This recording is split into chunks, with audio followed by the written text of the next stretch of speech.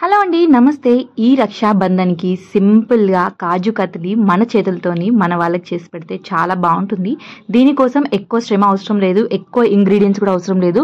రెండు ఇంగ్రీడియంట్స్ అలానే సింపుల్గా చేసుకోవచ్చు. ప్రాసెస్ కూడా చాలా ఈజీ. 2-3 చిట్కాలు పాటిస్తే మనకు కాజు కత్లీ సింపుల్గా ప్రిపేర్ చేసుకోవచ్చు. ఇప్పుడు ఇక్కడ నేను 1 కప్పు జీడిపప్పులు తీసుకుంటున్నాను. ఫుల్ కప్పు తీసుకున్నాను. అలానే జీడిపప్పులు ఎప్పుడైనా మంచి క్వాలిటీ తీసుకుంటే కలర్ మంచిగా వస్తుంది. నేను ఇక్కడ ఫుల్గా ఉన్న జీడిపప్పు అయితే తీసుకున్నాను. ఇప్పుడు మిక్సీ జార్లో మనం తీసుకున్న జీడిపప్పులు హాఫ్ మాత్రమే వేసుకోవాలి. నేను ఇక్కడ చిన్న మిక్సీ జార్ తీసుకున్నాను. అయినా కానీ కొన్ని వేసుకుంటూ చేసుకుంటే మనకు పౌడర్ లాగా వస్తుంది, లేదంటే అది ముద్దలాగా అయిపోతుంది. దీన్ని పల్స్ మోడ్లో పెట్టి బ్లెండ్ చేసుకుంటే ఇలా పౌడర్ వస్తుంది. దాన్ని ఇలా జల్లడ పట్టేసుకోవాలి. ఇలా 2-3 సార్లు చేస్తే మనకు ఫైన్గా పౌడర్ అయితే వస్తుంది. మీరు కొంచెం ఎక్కువసేపు దాన్ని బ్లెండ్ చేస్తే మొత్తం ముద్దలాగా అయిపోతుంది. ఖచ్చితంగా ఇలా చేసుకోండి. ఫైనల్గా మాత్రం ఇలా రవ్వలాగానే వస్తుంది. చూసారా, ఇలా పౌడర్ లాగా వచ్చేసింది కదా. ఇప్పుడు దీంట్లో ఒక 2 టేబుల్ స్పూన్ల పాల పౌడర్ వేసుకోవాలి. Milk powder. ఖచ్చితంగా ఈ మిల్క్ పౌడర్ వేసుకుంటేనే టేస్ట్ అనేది బాగా ఉంటుంది. ఇదంతా కలిపి నాకు మొత్తం ఇలా కప్పు పైకి వరకు వచ్చేసింది. ఇలా మిల్క్ పౌడర్ కూడా కలిపి ఇప్పుడు ఒక కడాయిలో ఒక హాఫ్ కప్ దాకా చక్కెర వేసుకోవాలి. మనం తీసుకున్న జీడిపప్పులకు అంటే 1 కప్పుకి హాఫ్ కప్ అయితే చక్కెర వేసుకోవాలి. అందులో హాఫ్ కప్పు వాటర్ వేసుకొని మంచిగా కరగనివ్వాలి ఈ చక్కెర అంతా.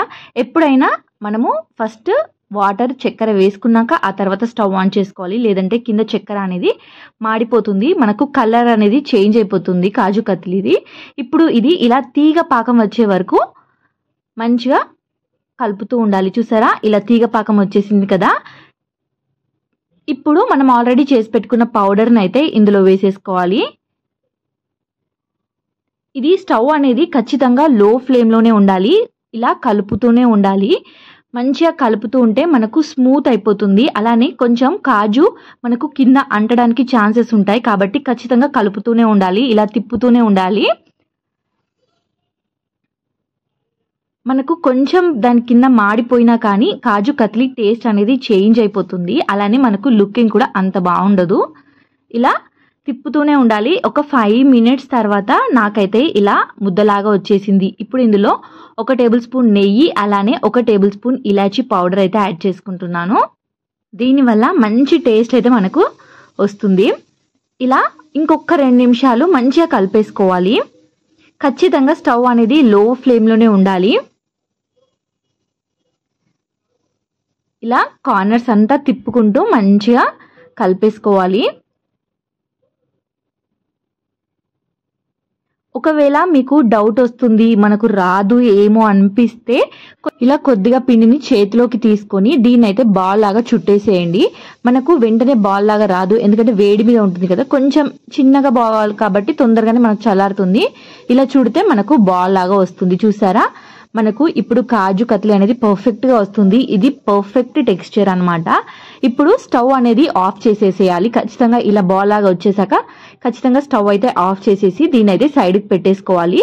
మీరు ఇదే గిన్నెలో చల్లారనిచ్చినా పర్లేదు, లేదు అంటే వేరే దాంట్లోకి షిఫ్ట్ చేసినా పర్లేదు. నేనైతే ఈ గిన్నెలో మాత్రం అలానే ఉంచట్లేదు. మీరు నార్మల్గా ప్యాన్స్లలో చేస్తే ఇలానే ఉంచితే పర్లేదు. నేను ఇక్కడ వాడింది బ్రాస్ కాబట్టి ఇందులో కొంచెం కింద నల్లగా అయ్యే ఛాన్సెస్ ఉంటాయి, కాబట్టి నేనైతే నెయ్యి రాసిన ప్లేట్లోకి అయితే దీని అయితే షిఫ్ట్ చేస్తున్నాను. ఇలా ప్లేట్కి నెయ్యి రాసుకొని ఇందులోకైతే ఇదంతా వేసేసుకోవాలి. మనకు ఈ మిశ్రమం అంతా చల్లారడానికి ఒక 10 నుంచి 15 నిమిషాలు అయితే పక్కా పడుతుంది. ఇలా లూజ్గా ఉంది అనేసి అస్సలు టెన్షన్ పడకండి. మనకు చల్లగా అయ్యే కొద్దీ ఇది గట్టిగా అవుతుంది. ఇప్పుడు దీన్ని ఇలా కొంచెం గోరువెచ్చగా అయ్యాక మంచిగా మర్దన చేసుకోవాలి. దీనివల్ల మనకు సాఫ్ట్నెస్ అనేది మంచిగా వస్తుంది కాజు కత్లీ. కొంచెం గోరువెచ్చగా ఉన్నప్పుడు చేసుకోండి, మరీ వేడిగా ఉన్నప్పుడు చేసుకుంటే మనకు చెయ్యి అనేది కాలుతుంది. అలా కాకుండా కొంచెం గోరువెచ్చగా ఉన్నప్పుడు ఇలా చపాతీ పిండిని ఎలా కలుపుతామో అలా మంచిగా కలుపుతూ ఉండండి. అప్పుడే మనకు కాజు కత్లీ మంచి సాఫ్ట్గా, టెక్స్చర్ కూడా చాలా బాగుంటుంది. దీనివల్ల ఒకవేళ మీకు అతుక్కున్నట్టు అనిపిస్తే కొంచెం నెయ్యి రాసుకొని మంచిగా చేసేసుకోండి. ఇప్పుడు ఇంకొక ప్లేట్లో మళ్ళీ నెయ్యి రాసుకొని ఇప్పుడైతే దీన్ని పీసెస్ లాగా కట్ చేయడానికి అయితే ఇలా నెయ్యి రాసి పెట్టుకున్నాను ప్లేట్కి. ఇప్పుడు ఇలా పెట్టేసుకొని మనం చేసుకున్న పిండిని ఇప్పుడు నేను ఆల్రెడీ ఇలా చపాతీ కోలకు కొంచెం నెయ్యి అప్లై చేసి పెట్టుకున్నాను. ఇలా రోలర్తోని ఇలా రోల్ చేసుకోవడం వల్ల మనకు నీట్ ఫినిషింగ్ అనేది వస్తుంది. ఇలా కొంచెం సెట్ చేసుకుంటూ ఇలా అయితే రోల్ చేసుకోవాలి. మీకు ఎంత వీలైతే అంత సన్నగా చేసుకోవడానికైతే ట్రై చేయండి. మీరు డైరెక్ట్గా ప్లాట్ఫామ్ మీద కూడా చేసుకోవచ్చు. అయితే ఇది కొంచెం చల్లారడానికి టైం పడుతుంది. ఒక హాఫ్ అన్ అవర్ వరకు మనం దీన్ని విడిచిపెడితే అప్పుడు మనకు పర్ఫెక్ట్గా సెట్ అయిపోతుంది. నేను కొంచెం గోరువెచ్చగా ఉన్నప్పుడే దీని అయితే ప్రిపేర్ చేస్తున్నాను. అయితే ఇలా నైఫ్తోని మంచిగా ఘాట్లు అయితే పెట్టేసుకోవాలి.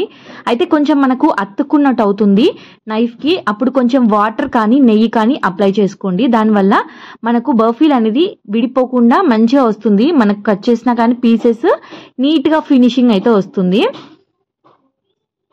ఇలా డైమండ్ షేప్ వచ్చేలాగా కట్ చేసుకోండి. నైఫ్కి వాటర్ ఖచ్చితంగా అప్లై చేయండి, లేదంటే నెయ్యి అప్లై చేసినా పర్లేదు. ఇది చల్లారే కొద్దీ మనకు మంచిగా గట్టిగా అయిపోతుంది పీస్ అనేది. ఇది ఒక దాదాపు 1 అవర్ వరకు మనం రెస్ట్ ఇస్తే మంచిగా ఇలా పీసెస్ అయితే మంచిగా నీట్గా వస్తాయి. కొంచెం చల్లారినాక గట్టి పడుతుంది. ఇప్పుడైతే దీని అయితే సర్వ్ చేసుకోవచ్చు. ఇంతే సింపుల్గా చేసుకోవచ్చు. ఒక 2-3 చిట్కాలు పాటిస్తే కాజు కత్లీ సూపర్గా చేసుకోవచ్చు మన ఇంట్లోనే. అలానే మనం బయట కొంటే కాజు కత్లీ చాలా రేట్ ఎక్కువ. ఇంట్లోనే ఒక 300 రూపీస్లో నాకు ఇన్ని కాజు కత్లీలు అయితే చేసుకోగలిగాను. ఇష్టంగా మన వాళ్ళ కోసం మనము ఈజీగా ప్రిపేర్ చేసుకోవచ్చు.